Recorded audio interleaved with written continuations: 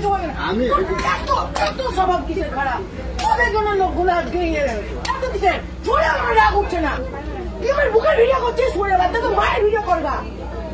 অনেকের মুখেই বলতে শোনা যায় যে জেহাদিদের বা আতঙ্কবাদীদের কোনো জাতি হয় না, কিন্তু কিছু কিছু ব্যক্তির জাতি হয়, কিছু কিছু ব্যক্তির পরিচয় থাকে। সে কি, কোন বর্ণের, কোন ধর্মের, এগুলো জাতি থাকে এবং তার উপরে সেটা বর্তায়। সেরকমই আজ নবদ্বীপ ধাম থেকে বালুরঘাটগামী ট্রেন, যেটা বালুরঘাট এক্সপ্রেস, সেই ট্রেনে এক তরুণী এবং একজন টুপিধারী বয়স্ক লোক পাশাপাশি বসেছিলেন। সে আবার স্কুল ছাত্রী। সেই ট্রেনের ভিতরে বসার পরে হয়তো কিছু অসভ্য আচরণ করেছে এবং যেটা সামনে প্রমাণ পাওয়া যাচ্ছে, সেটা গিয়ে ওই মেয়েটির আধা ঘন্টা ধরে ছবি ভিডিও করছে, মোবাইলে রেকর্ড করছে একজন বয়স্ক লোক।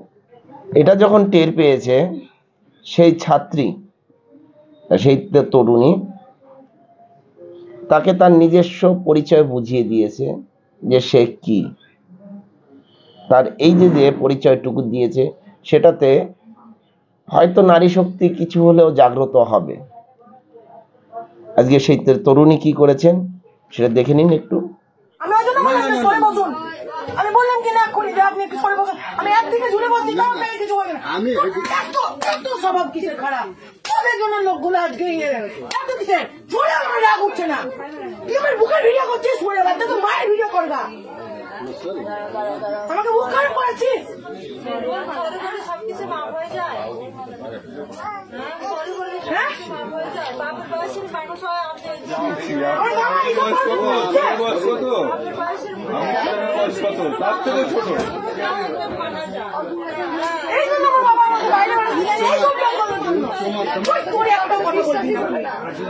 পুলিশের কাছে পাঠাবো,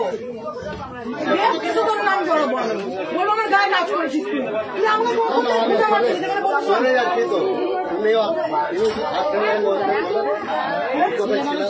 হ্যালো, হ্যাঁ বলো। এই ভিডিও করতে সোরের বাচ্চা, আমি ফোন দিব না। এই সোরের বাচ্চার ফোন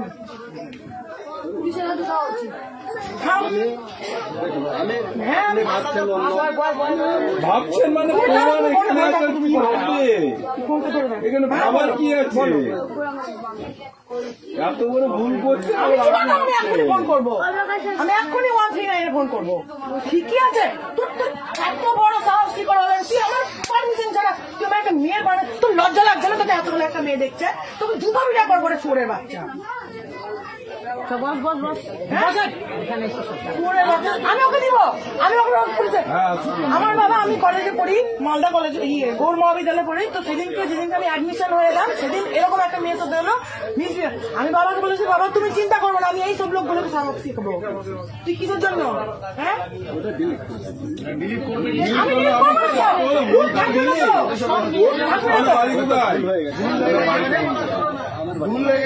দেখুন 30 মিনিট ধরে ফোন এই ভিডিও করছে। আমি এই জন্য আমি ভিতরে বসতে চাই না, আমি সবসময় বাইরে বসি। যে খোঁচা মারা, এরকম করে পাঠায় চিঠি কাটা। তুই চুপ কর, চুপ করে থাকবি, একদম চুপ করে থাকবি। নাম কি? বাড়ি কোথায়?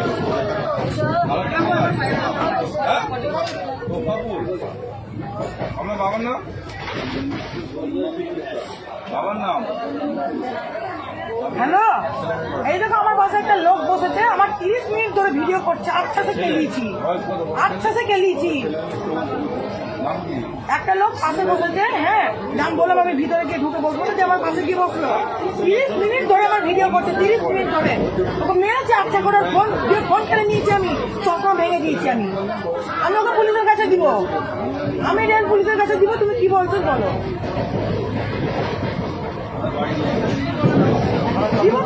দিব তো, কি ভাবছে ও? কি ভাবছে?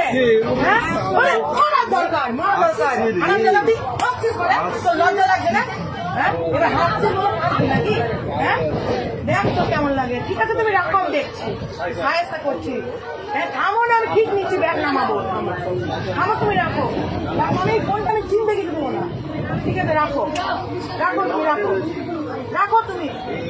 যদি এরকমভাবে সব জায়গায় সক্রিয়ভাবে নারী শক্তি উজ্জীবিত হয়, তাহলে হয়তো আমাদের যে আগে যে সনাতনীদের ভিতরে যে অত্যাচার হয়েছে, নারী মেয়েদের মহিলাদের যে ধর্ষণ করা হয়েছে, খুন করা হয়েছে, বলাৎকার করা হয়েছে, বা তাদেরকে অপমান করা হয়েছে, যেসব জিনিসগুলো ঘটেছে, আজকে এই নারী শক্তিরা যদি একবার উজ্জীবিত হয়ে যায়, আজকে যে এই তো তরুণী যা করলেন, এরকম সকলের ভিতরে যদি শক্তি সঞ্চার হয়, যে মা দুর্গা, মা কালী, মা চণ্ডী রূপ ধারণ করতে পারে, তাহলে আগামী দিনে আমরা এর একটা প্রতিফল পাবো, যে না, কেউ কোনো কিছু করতে গেলে সে যে ধর্মেরই হোক, তার একটা প্রকৃত ফল সে পাবে। কি বলেন আপনারা? আপনাদের মূল্যবান বক্তব্যটি জানাবেন। জয় হিন্দ, বন্দে মাতরম, ভারত মাতা কি জয়।